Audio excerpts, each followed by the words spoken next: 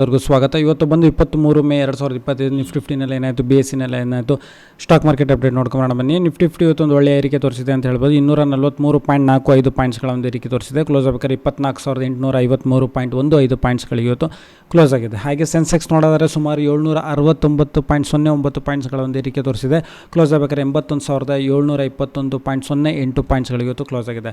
ಹಾಗೆ ನಿಫ್ಟಿ 50ನಲ್ಲಿ ಯಾವೆಲ್ಲ ಕಂಪ್ನಿಗಳ ಶೇರ್ಸ್ಗಳಲ್ಲಿ ಅತಿ ಹೆಚ್ಚು ಏರಿಕೆ ಆಗಿದೆ ಅಂತ ಹೇಳೋದಾದರೆ ಸಾಕಷ್ಟು ಕಂಪ್ನಿಗಳಲ್ಲಿ ಇವತ್ತು ಏರಿಕೆ ಆಗಿದೆ. ನಿಫ್ಟಿ 50ನಲ್ಲಿ ಟಾಪ್ ಗೇನರ್ಸ್ ಅಂತ ನೋಡಿದ್ರೆ ಝೊಮ್ಯಾಟೊ ಸುಮಾರು 3.72% ಅಷ್ಟು ಏರಿಕೆ ಆಗಿದೆ ಇವತ್ತು. ಹಾಗೆ HDFC life, Jio financial service ಶೇರ್ಸ್ಗಳಲ್ಲಿ ಏರಿಕೆ ಆಗಿದೆ.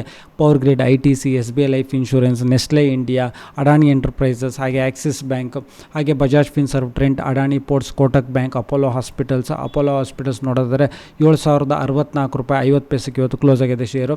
ಹಾಗೆ Shriram finance limited, L&T, Tata consumer products, Reliance industries, Hindustan Unilever, Bajaj finance, Infosys, Titan, TCS ಮತ್ತು ಇಂಡಸ್ ಇಂಡ್ ಬ್ಯಾಂಕ್ ಮತ್ತು ಸಿಪ್ಲಾ ಈ ಶೇರ್ಸ್ಗಳಲ್ಲಿ ಇವತ್ತು ಏರಿಕೆಯಾಗಿದೆ. ಹಾಗೆ ಬೆಲ್ರೈಸ್ ಇಂಡಸ್ಟ್ರೀಸ್ ಲಿಮಿಟೆಡ್ ಇದು ಇವತ್ತು ಕ್ಲೋಸ್ ಆಗಿದೆ ಇದು.